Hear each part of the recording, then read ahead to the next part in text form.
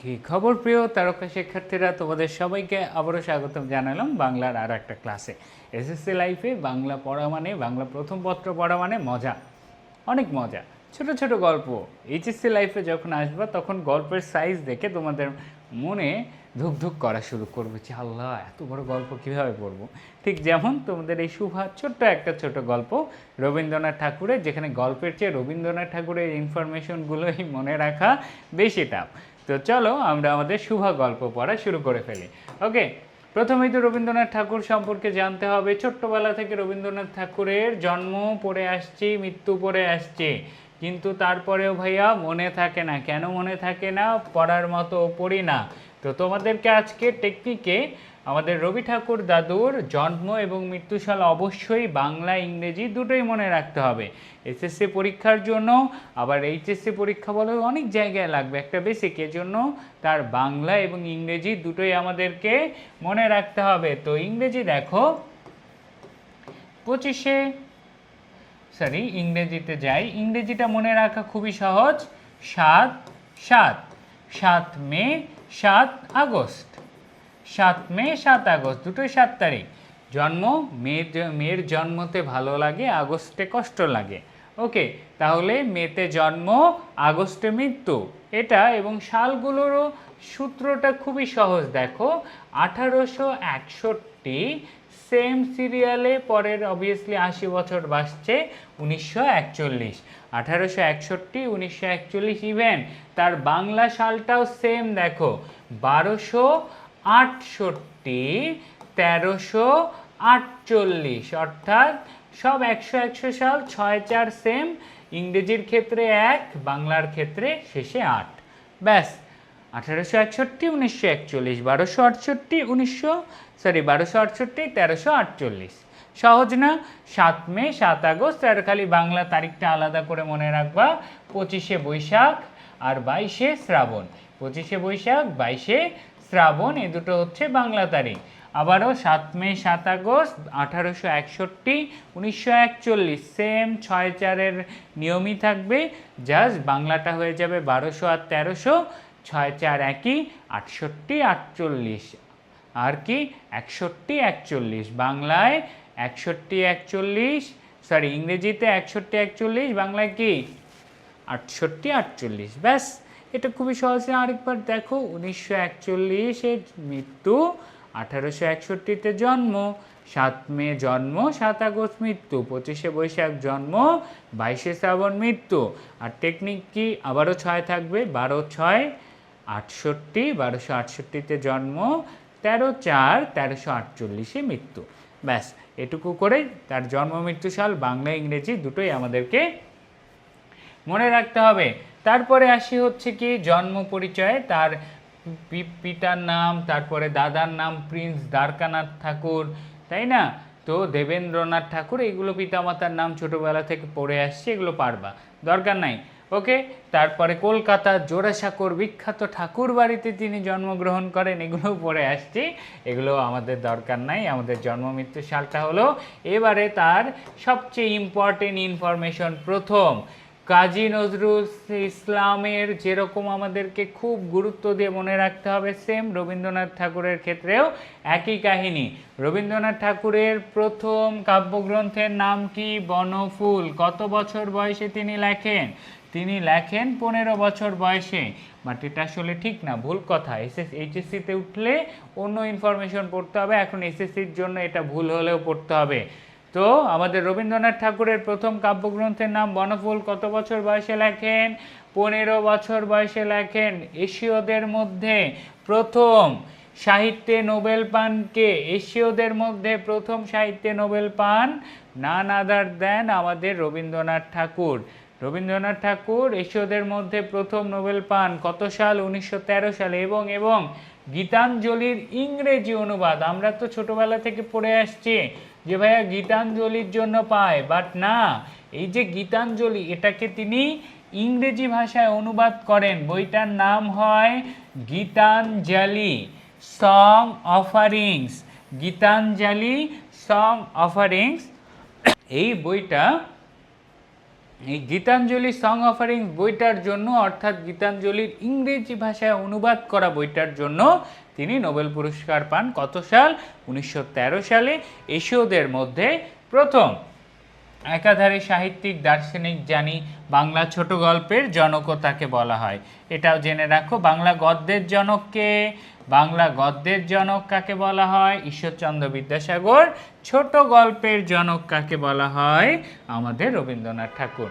তারপরে তার সাহিত্যেরগুলোর নাম আছে, পপুলার সাহিত্যগুলোর নাম। অনেক সাহিত্য পড়তে হবে। তার কাব্যগ্রন্থই 48টা মিনিমাম। তার কাব্যগ্রন্থ 56টা, এর মধ্যে 48টা কাব্যগ্রন্থ মিনিমাম আমাদেরকে মুখস্থ করতে হবে। ছোট গল্প 95/119টা, এর মধ্যে অনেক মনে রাখতে হবে পরবর্তীতে। এখন তোমাদের কাজ, একটু সময় নাও, ক্লাসটা পজ করে যেটুকু আমাদের আপাতত বইয়ে আছে সেটা মুখস্থ করলেই হবে। এসএসসি পরীক্ষায় বইয়ের বাইরে কখনো আসে না, তো চিন্তা করো না। একটু পজ করো, বইটা নাও, নিয়ে এগুলো মুখস্থ করে ফেলো। ওকে, তারপরে চলো আমরা এখন আমাদের গল্পের ভিতরে ঢুকে যাই। শুভা গল্প, তো এটা কোথা থেকে নেওয়া? রবীন্দ্রনাথ ঠাকুরের গল্পগুচ্ছ থেকে নেওয়া। বলেছি উৎস মানেই মুখস্থ। শুভা গল্প কোথা থেকে নেওয়া? গল্পগুচ্ছ, গল্পগুচ্ছ, গল্পগুচ্ছ থেকে নেওয়া। আমাটির ভেপু, পথের পাঁচালী উপন্যাসের একটা অংশ। এইভাবে প্রত্যেকটা গল্পের উৎস এবং কবিতার উৎস মাথায় একদম নামতার মতো আসতে হবে। এবং এটা কি নিয়ে লেখা? সৃজনশীলে আমরা কি লিখব বলো দেখি? তো বিশ্বকবি রবীন্দ্রনাথ ঠাকুর রচিত শুভা গল্পে, বিশ্বকবি রবীন্দ্রনাথ ঠাকুর রচিত শুভা গল্পে এক বাক প্রতিবন্ধী কিশোরী শুভার প্রতি হৃদয় নিংড়ানো ভালোবাসা ও মমত্ববোধ ফুটে উঠেছে। আবারও কি? বাক প্রতিবন্ধী কিশোরী শুভার প্রতি হৃদয় নিংড়ানো ভালোবাসা ও মমত্ববোধ ফুটে উঠেছে। অর্থাৎ কি বলো দেখি? বিশেষ চাহিদা সম্পন্ন শিশুর মন, চিন্তা, আবেগ, অনুভূতি, সূক্ষ্মতার দিকগুলো এটা পরের লাইনে লিখবা। এবং এই গল্পে বিশেষ চাহিদা সম্পন্ন শিশুর মন, চিন্তা, আবেগ, অনুভূতি, সূক্ষ্মতার বিষয়গুলো উপস্থাপিত হয়েছে। এই দুইটা লাইন সৃজনশীলের একদম প্রথম প্যারা শুরুতে লিখবা। ব্যাস, তোমার মার্ক কেউ আটকাইতে পারবে না। কি? বাক প্রতিবন্ধী 1 নাম্বার কি লিখবা? বিশ্বকবি রবীন্দ্রনাথ ঠাকুর রচিত শুভা গল্পে বাক প্রতিবন্ধী কিশোরী শুভার প্রতি হৃদয় নিংড়ানো ভালোবাসা ও মমত্ববোধ প্রকাশিত হয়েছে। এবং একই সাথে গল্পে বিশেষ চাহিদা সম্পন্ন শিশুর মন ও চিন্তা, আবেগ, অনুভূতির দিকগুলো উপস্থাপিত হয়েছে। ব্যাস, এটাই এই গল্পের মেইন। এখানে কি একজন বাক প্রতিবন্ধী শিশুর প্রতি যে দিক আছে সেটা উপস্থাপন করা হয়েছে। ব্যাস, আর এখানে গল্প থেকে জাস্ট 3-4টা নাম মুখস্থ করবা। সহজ। এসএসসির বাংলা কতবার প্রত্যেকটা ক্লাসে আসে বলি সহজ, তোমরা কেন যে কঠিন মনে করো? পড়তে চাও না। এই 2-3 ঘন্টা এটার ক্লাস নেওয়া যায় তো, রিডিং ধরে ধরে গল্পের লাইন টু লাইন পড়াই দিতে পারতাম, কোনো লাভ হইতো না, সময় নষ্ট। সহজ সিলেবাস পাইছো, কাজে লাগাও। তো চলো, তো আর তোমাদের নেক্সট ক্লাসগুলো আমি এমসিকিউই নিব, তাহলে তোমাদের প্র্যাকটিস হয়ে যাবে। আজ এটা বাংলার জন্য এত বেসিক পড়ে সময় নষ্ট করিও না, ঠিক আছে? তো চলো আমরা প্রথমেই শব্দার্থগুলো পড়ে নিই। এখানে বেশ কিছু শব্দ আছে। গর্ভের কলঙ্ক। গর্ভের কলঙ্ক দ্বারা কি বোঝানো হয়? সন্তান হিসেবে কলঙ্ক। এবং এখান থেকে খ নাম্বারের একটা ব্যাখ্যা অবশ্যই আসবে। শুভার মা কেন তাকে গর্ভের কলঙ্ক মনে করতেন? এখন দেখো, এইটাতে প্রথমেই মনে উত্তর করবা। শুভার মা যাকে গর্ভের কলঙ্ক মনে করার কারণ হলো তৎকালীন সমাজ ব্যবস্থায় কোনো শিশুর কোনো কমতি থাকলে সেটাকে মা বা অভিভাবকরা নিজেরই ভুল বা ত্রুটি হিসেবে মনে করতেন। এবং এরকম চিন্তাধারা থেকেই শুভার মা শুভাকে নিজের গর্ভের কলঙ্ক হিসেবে মনে করেন। এখন ব্যাখ্যা করবা কিভাবে? ব্যাখ্যায় চলে যাবা যে শুভা গল্পে শুভা জন্ম থেকে বাক প্রতিবন্ধী, তারপরে সে কারণে তার মা তাকে তার প্রতি তেমন একটা সদাচরণ দেখায় না, তাকে নিজের গর্ভের কলঙ্ক হিসেবে মনে করে। কেননা তৎকালীন সমাজ ব্যবস্থায় সন্তানের কোনো কমতি বা ত্রুটি দেখা গেলে তার পিছনে মাকেই দায়ী করা হতো। এমন কুসংস্কারাচ্ছন্ন চিন্তা ভাবনার কারণে শুভার মা শুভাকে কি মনে করত? গর্ভের কলঙ্ক মনে করত। কত সহজ, তাই না? তারপরে আসো সুদীর্ঘ পল্লব বিশিষ্ট। নর্মালি পল্লব মানে পাতা, পল্লব শব্দের অর্থ কি? পাতা। তাহলে সুদীর্ঘ পল্লব বিশিষ্ট মানে বড় পাতা বিশিষ্ট গাছ বুঝাবে। বাট সুদীর্ঘ পল্লব বিশিষ্ট শুভাগল্প এটার মানে কি? এটার মানে হচ্ছে চোখের পাতা। কি শুভাগল্প এটার মানে কি? শুভাগল্পে এটার মানে হচ্ছে চোখের পাতা। ওষ্ঠাধর, খুবই গুরুত্বপূর্ণ, দুইটা ঠোঁট, অর্থাৎ ওষ্ঠ এবং অধর। উপরের ঠোঁটকে বলা হয় ওষ্ঠ, নিচের ঠোঁটকে বলা হয় অধর, দুটোকে একসাথে ওষ্ঠাধর। তারপরে কিশলয়, গাছের নতুন পাতা। তর্জমা এটা আমরা জানি, এই যে কি পড়ার সময় বলো দেখি, আমরা যখন তেলাওয়াত পড়ি তার তর্জমা করতে বলা হয়, অর্থাৎ অনুবাদ করা। অনিমেষ, খুবই গুরুত্বপূর্ণ, বোর্ড পরীক্ষায় আসছিল। অনিমেষ মানে কি? পলকহীন বা অপলক। উদয়াস্ত, উদয় এবং অস্ত, এই যে ওষ্ঠাধর যেরকম শব্দ সেম, উদয়াস্ত, উদয় এবং অস্ত একসাথে। তারপরে ছায়ালোক, ছায়া আর আলোক, এটা খুবই সহজ জিনিস, যে কোনো বস্তুর উপর আলো পড়লে বিপরীত দিকে যেটা হয় সেটাকে ছায়া বলে। এগুলো আমাদেরকে শিখতে হবে, দরকার নাই। তন্নি খুবই গুরুত্বপূর্ণ, ক্ষীণ এবং সুগঠিত অংশ বিশিষ্ট। কার ব্যাপারে কাকে তন্নি বলা হয়েছে বলো দেখি? তন্নি শব্দটা আমাদের, এই শব্দের অর্থ ভালোভাবে মনে রাখতে হবে, ক্ষীণ কিন্তু চিকন কিন্তু সুগঠিত। তারপরে বাখারি, কাঁধের দুদিকে ঝুলায় রাখার বাঁশের ফালি, যেমন এই যে, ঠিক আছে। তারপর ঢেকিশালা, যেখানে ঢেকি রাখা হয়, এগুলো খুব সহজ শব্দার্থ। তারপরে খুবই গুরুত্বপূর্ণ হচ্ছে গণ্ডদেশ আর ঝিল্লি রব। ঝিল্লি রব মানে কি? ঝিঝি পোকার আওয়াজ বা শব্দে পরিপূর্ণ, এবং গণ্ডদেশ মানে গাল, মুখ মানে বধির, এছাড়া নেত্র মানে চোখ, শুক্লা দ্বাদশী খুবই গুরুত্বপূর্ণ। শুক্ল শব্দের অর্থ হচ্ছে চাঁদ। শুক্ল শব্দের অর্থ কি? চাঁদ। তাহলে শুক্ল দ্বাদশী মানে কি? চাঁদের কততম দিন? 12তম দিন। চাঁদ, আমরা যেভাবে মাস গণনা করি ঠিক একইভাবে ধর্মীয় দিকে চাঁদের পরিবর্তন নিয়েও কিন্তু মাস গণনা করা হয়, সেটাকে চন্দ্র মাস বলে, এবং তার দিনগুলোকে বলা হয় শুক্ল দ্বাদশী, শুক্লপক্ষের একাদশী, এভাবে গণনা করা হয়। তাহলে কি বলো দেখি? শুক্ল দ্বাদশী মানে চাঁদের 12তম দিন। ক্লিয়ার? ষষ্প, খুবই গুরুত্বপূর্ণ একটা শব্দ, ষষ্প। ষষ্প মানে হচ্ছে কচি ঘাস। তাহলে ষষ্প সজ্জা মানে কি? কচি ঘাসের আবৃত বিছানা যে বলা হচ্ছে। ওকে, ঠিক আছে। তাহলে গল্পের প্রধান চরিত্র হিসেবে আমরা শুভাকে পাবো, প্রতাপকে পাবো, তার বাবাকে পাবো, মাকে পাবো, এই তো। তাহলে শুভাকে কেন্দ্রীয় চরিত্র, বাক প্রতিবন্ধী, জীব পশুপ্রেমী কিশোরী, এবং তার মধ্যে আমরা আবেগ পাই, অনেক আবেগের পরিচয় পাই। বাণীকণ্ঠ কে ছিল? শুভার বাবা। শুভার মায়ের নাম নাই, মা ছিল কুসংস্কারচ্ছন্ন, শুভার প্রতি বিরক্ত, তাকে কি ভাবত? গর্ভের কলঙ্ক ভাবত। বাণীকণ্ঠকে শুভার বাবা ছিল, পিতৃস্নেহ ছিল, সচ্ছল ব্যক্তি ছিল, অর্থাৎ সহায় সম্পত্তি অনেক ছিল, কিন্তু মেয়ে বোবা, এ কারণে অন্য মেয়েদের চেয়ে বাণীকণ্ঠ কাকে বেশি ভালোবাসত? শুভাকে ভালোবাসত। তো শুভার আসল নাম কি ভাইয়া? শুভার আসল নাম হচ্ছে সুভাষিনী। কেন? যখন বাবা মাই নামটা রাখছে তখন তো তারা জানতো না যে মেয়ে বোবা হবে, তো সেই জায়গা থেকে নাম এখন হয়ে গেছে শুভা। তারা 2-3টা মেয়ে হয়েছে, 3টা মেয়ের নাম কি? সুহাসিনী, সুকেশিনী আর সুহাসিনী।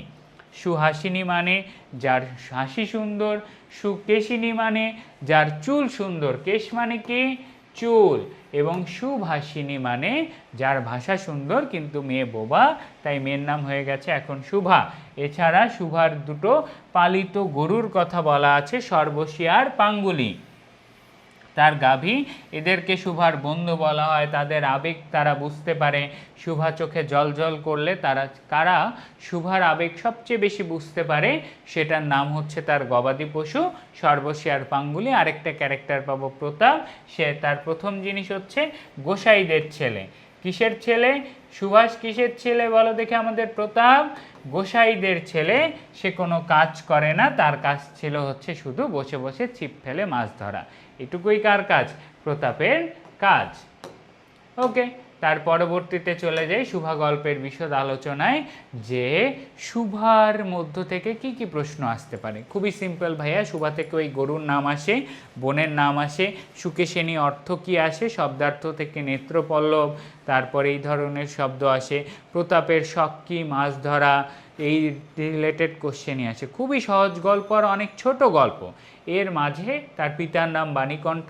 এখন গল্পের শুরু থেকে ওই যে শুভা প্রকৃতির মাঝে মিশে যেতে ভালোবাসতো, তার আবেগের কথা আসছে। তারপর বিড়াল তার কোল গরম করে থাকতো, তার একটা ছাগল বা তারা কি ছিল, তার অনুগত। সমকক্ষ বন্ধুত্ব কাদের ছিল শুভার সমকক্ষ বন্ধুত্ব ছিল এই যে দুটো গরু, সর্বশী আর পাঙ্গুলি। সর্বশীর সন্তানকে, সর্বশীর সন্তান হচ্ছে আমাদের পাঙ্গুলি। ওকে, তো এখান থেকে আমরা কিছু কোশ্চেন পড়ি। যে প্রতাপ শুভার মর্যাদা বুঝতো কেন, ওই যে সুপ্রতাপ শুভাকে, আরেকটা কোশ্চেন আছে, প্রতাপ শুভাকে কি বলে ডাকতো, প্রতাপ শুভাকে কি বলে ডাকতো, বলে ডাকতো। এবং ওই যে শুভার সাথে প্রতাপ সময় কাটাতো, এই সময়গুলো শুভার মনে প্রতাপের প্রতি এক ধরনের অনুভূতি সৃষ্টি করে, এটাও আমরা এখানে দেখতে পাই।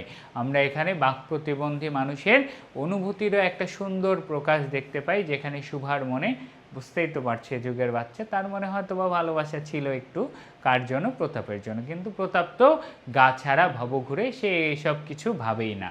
ঠিক আছে, তো প্রতাপ শুভার মর্যাদা কেন বুঝতো, ওই যে ভালোবাসার জন্য না, যে মাছ ধরার সময় একজন সঙ্গী পাশে কেউ থাকলে ভালো লাগে, আর সে যদি কথা না বলে তাহলে মাছও পালায় যাবে না, এর চেয়ে ভালো সঙ্গী আর কে হয় বলো। তাহলে প্রতাপ শুভার মর্যাদা বুঝতে কেন, ছিপ ফেলে মাছ ধরার সময় বাক্যহীন সঙ্গী সবচেয়ে শ্রেষ্ঠ, যেন বাক্যে কি বা কথার আওয়াজে মাছ যেন পালিয়ে না যায়। তারপর শুভা কার কাছে মুক্তির আনন্দ পায়, প্রকৃতির কাছে মুক্তির আনন্দ পায়, সে বারবার প্রকৃতির কাছে ছুটে যায়। শুভা গল্পে একমাত্র কে শুভার মর্যাদা বুঝতো, এই যে প্রতাপ। শুভার মা শুভার প্রতি বিরক্ত ছিল কেন, বোবা হওয়ার জন্য। কিশলয় মানে গাছের নতুন পাতা। শুভা দুই বাহুতে কাকে ধরে রাখতে চায়, প্রকাণ্ড মুখ মানবতাকে ধরে রাখতে চায়। এটা জ্ঞানমূলক, মুখস্থ করতে হবে, আর এটা কিছু করার নাই। মুখ মানবতা মানে ওই যে বধির যে মানবতা বা মানুষীয় যে আলোচনা, সেই দিকটাকে এখানে তুলে ধরা হয়েছে, এটা জ্ঞানমূলক, মুখস্থ করতে হবে। মুখ মানবতা, বধির মানবতা কি বলো দেখি, অর্থাৎ যার কোনো কথা নেই, বোবা মানবতাকে সে নিজের মাঝে আঁকলে রাখতে চায়। শুভা গল্পে কাকে অকর্মণ্য, প্রতাপ, প্রতাপের শখ মাছ ধরা। শুভা জলকুমারী হলে কি করত, আস্তে আস্তে জল থেকে উঠে সাপের মাথার মণি প্রতাপকে দিয়ে যেত, এই ধরনের কথা সে কল্পনায় ভাবে। তারপর সে বলতো, আমাদের শুয়ের এত ক্ষমতা, এ তো আমার জানা ছিল না। প্রতাপ খুশি হতো, অর্থাৎ মনে মনে শুভা নিজেকে প্রতাপের কাছের মানুষ করার চেষ্টা করত। ওকে, তাহলে শুভা নিজেকে জলকুমারী ভাবতে চায় কেন, প্রতাপকে আশ্চর্য করার জন্য। ঠিক আছে, শুভার বাবার নাম কি, বাণীকণ্ঠ। বাণীকণ্ঠের আর্থিক অবস্থা বেশ সচ্ছল, দুই মেয়ের বিয়ে অনেক সচ্ছলতার সাথে ঘটা করে, আনন্দ করে। গোসাইদের ছোট ছেলে প্রতাপ, ঝিল্লি রব মানে শব্দে পরিপূর্ণ বা ঝিঝি পোকার আওয়াজ। সুভাষিনীর বড় বই, দুই বোনের নাম সুকেশিনী, সুহাসিনী। শুভা কোথায় বসে থাকতো, খুবই গুরুত্বপূর্ণ question, triple star question. SSC পরীক্ষায় এই পর্যন্ত 4 বারই এমসিকিউটা আসছে। শুভা কোথায় বসে থাকতো, তেঁতুল তলায় বসে থাকতো। শুভা কোথায় বসে থাকতো, শুভা তেঁতুল তলায় বসে থাকতো। সুভাষিনীকে সবাই ডাকতো শুভা, প্রতাপ ডাকতো কি বলে, সু বলে। প্রতাপ কি বলে ডাকতো, প্রতাপ সু বলে ডাকতো। এবং বাণীকণ্ঠের বড় দুই মেয়ের বিয়ে কিভাবে হয়েছে, দস্তুর মতো অনুসন্ধান, অনেক খুঁজে এবং অর্থ ব্যয় করে। কোন ছোট মেয়েটি পিতামাতার কোন অনুভূতি, নীরব হৃদয় ভারের মতন, খুবই গুরুত্বপূর্ণ। শুভা পিতামাতার কেমন অনুভূতির মতো, নীরব হৃদয় ভার। কেন, মেয়ের বয়স হচ্ছে কিন্তু বিয়ে হচ্ছে না। এই কথা শুনে গ্রামের লোকজন কি করতে চায়, শুভাদের পরিবারকে এক ঘরে করে রাখতে চায়, যে মেয়ের এত বয়স হচ্ছে তাকে কেন বিয়ে দিচ্ছে না। সমাজে তখন কুসংস্কার ছিল, মেয়ের বয়স হলে তাকে বিয়ে দিতেই হবে। এই জন্য শুভার বাবা কোথায় চলে যায়, কলকাতায় চলে যায়, যে তাকে কলকাতায় নিয়ে যাবে। তার আগে শুভা মায়ের কাছে, কোন মা, দেশমাতৃকা বা প্রকৃতিকে তার মা বলা হয়েছে, তাকে আঁকড়ে ধরে, আমাকে আটকে ধরো মা, আমাকে যেতে দিও না, এই ধরনের কথাবার্তাকে বলে। আমাদের শুভা বলে। তাহলে ওই যে শুভাদেরকে এক ঘরে কেন করতে চেয়েছিল? মেয়ের বয়স হচ্ছে কিন্তু বিয়ে হচ্ছে না। শুভা কথা না বললেও কি করতে পারতো? অনুভব করতে পারতো। শুভা কথা না বললেও কি করতে পারতো? অনুভব করতে পারতো। মুখস্থ করে ফেলো।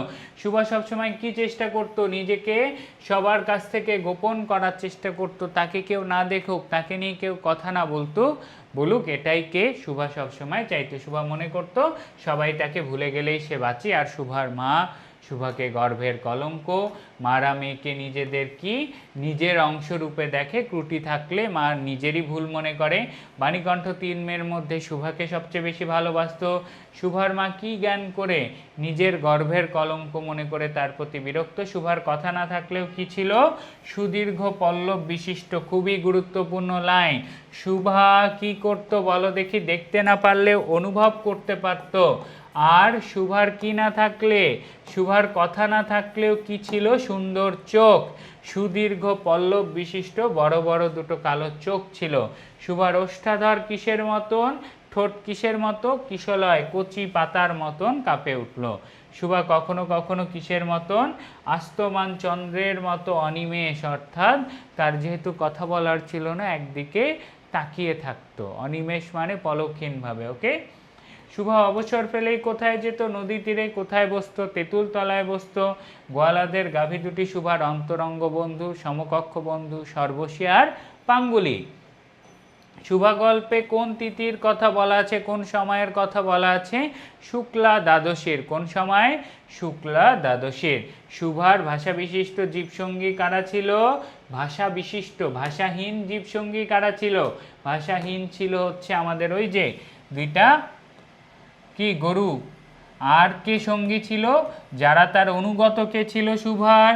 গরুরা কিন্তু তার অনুগত ছিল না, তারা তার সমকক্ষ ছিল। গরুরা কি ছিল? তার সমকক্ষ, অনুগত ছিল না। অনুগত ছিল কারা? ওই যে একটা ছাগল আর একটা বিড়াল ছিল, এরা ছিল হচ্ছে শুভার অনুগত। এই ছিল গল্প।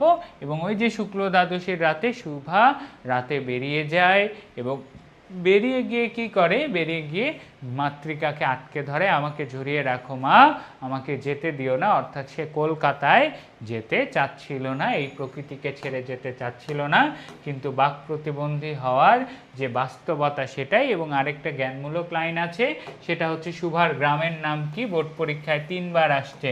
শুভার গ্রামের নাম কি?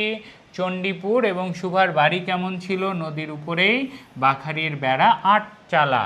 8 চালা বা সুন্দর করে চালা দেওয়া বাসা ছিল, গোয়াল ঘর ছিল, ঢেকিশালা ছিল, তেঁতুলতলা, আম কাঁঠাল এবং কলা বাগানও ছিল। ওকে। শুভা নিয়মিত কয়বার গোয়ালে যাইতো? আরেকটা জ্ঞানমূলক কোশ্চেন। শুভা নিয়মিত কয়বার গোয়ালে যেত? শুভা নিয়মিত 3 বার গোয়ালে যেত। ব্যাস, শেষ আমাদের এই জ্ঞানমূলক। এবং বাকি গল্প খুবই সহজ। বাণীকণ্ঠের পরিবারকে এক ঘরে করবে কেন?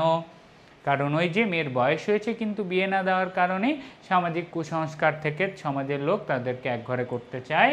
তারপরে প্রতাপের প্রতি তার বাবা মার নিরাশ কেন? সে নিকর্মণ্য, কোনো কাজ করে না, খালি মাছ ধরে, ওই জন্য। এগুলো পারবা।